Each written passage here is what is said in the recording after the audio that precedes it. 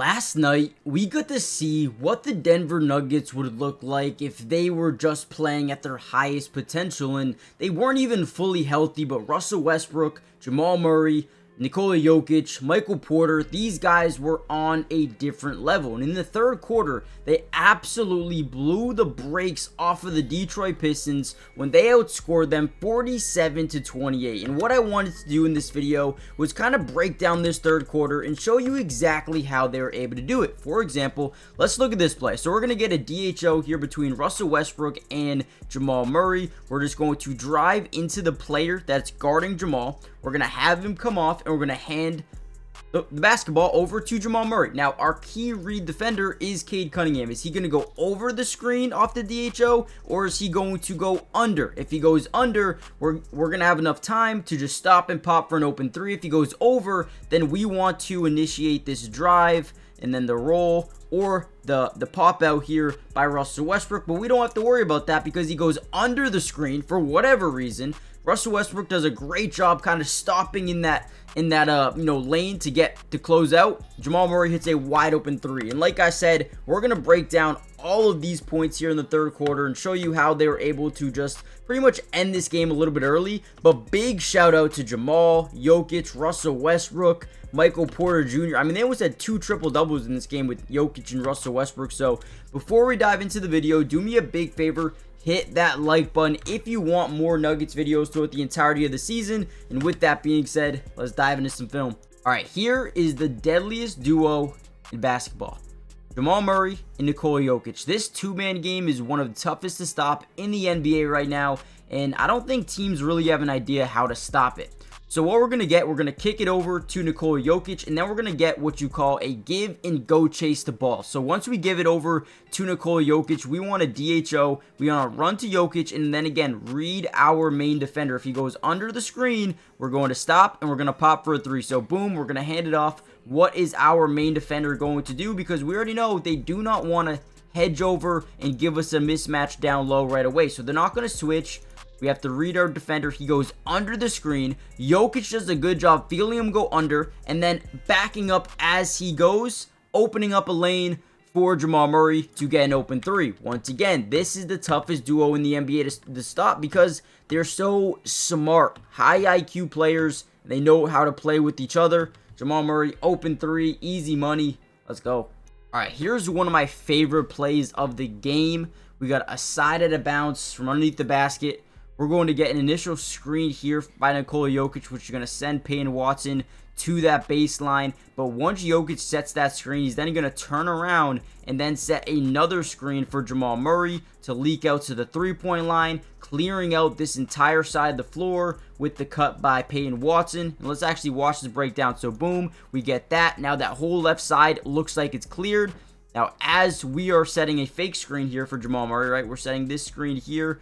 We're not even going to use it. He's going to turn, get that positioning on this player, and then boom, cut that way. We're going to get a screen there. This is just beautiful basketball, right? Fake screen. We're going to get positioning here on Malik Beasley after the switch. We're then going to come set a screen on Malik Beasley. Again, they don't want to switch to give them mismatches. So Jamal Murray just comes straight off it. Great job by Nikola Jokic. No closeout. Wide open three. Gets it to go. Easy money. And what a play here from the very start.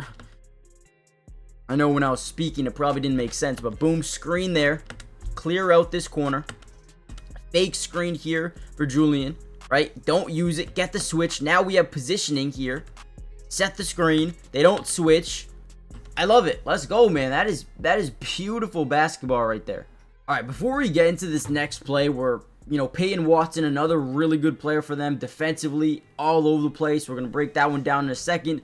Before we dive any further into the video, guys, do me a big favor. Hit that like button if you haven't already done so. Let's see if we can get up to 300 likes. And if we do, we're going to be posting non-stop Denver Nuggets videos throughout the entirety of the season, but also, and more importantly, subscribe to the channel if you're new. It is free. It doesn't cost anything to subscribe. And if 2, 3, 4 weeks go by and you guys are like, we don't really love the film breakdown, you guys can easily just unsubscribe. It's not that big of a deal. But like I said, we got Nuggets videos coming out all year long, so join the family. It's so simple.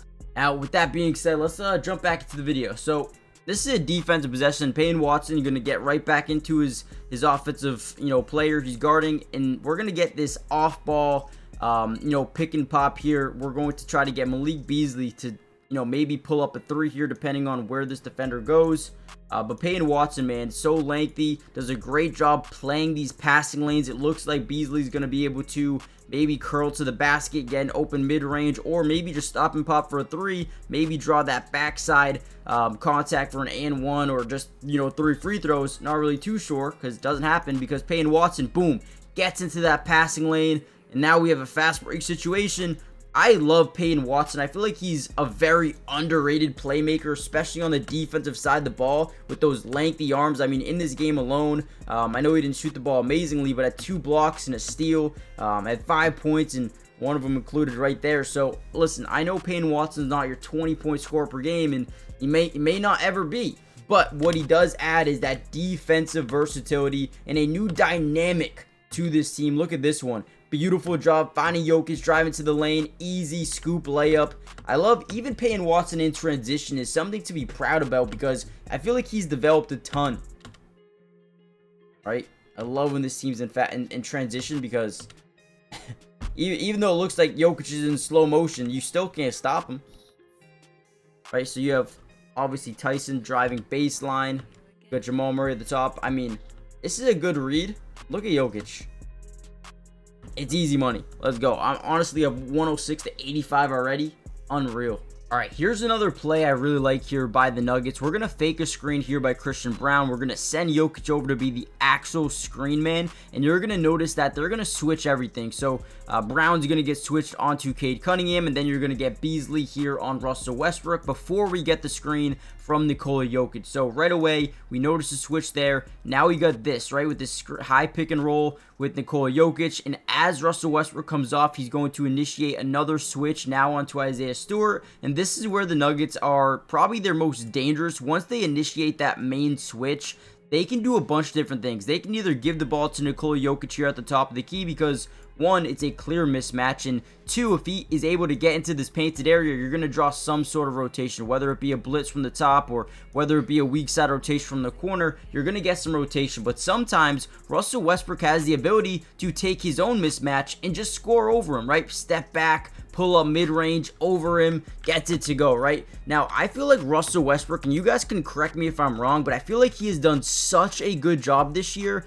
understanding when and when not to shoot the ball, right? Just having that IQ of not forcing shots this year, and I feel like he's really accepted his role into being this, just playmaker, highly athletic, smart playmaker for this Nuggets team, and I feel like he's been huge for them throughout the entirety of this season so far, and will continue to be huge for them.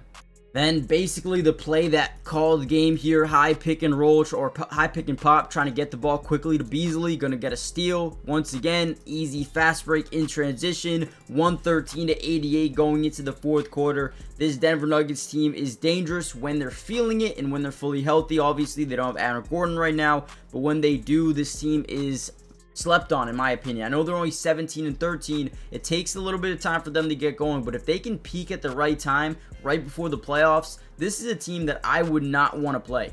I really wouldn't. And we haven't even talked about a potential trade that they're going to do at the deadline. I feel like they will make a move, and as long as you have Jokic and Jamal Murray, you're going to be a contender, at least in my eyes, right? So do me a favor, hit the like button, subscribe if you're new, join the family, turn on post notifications, and with that being said, I will see you guys in the next Nuggets update, which should be very, very soon. Peace.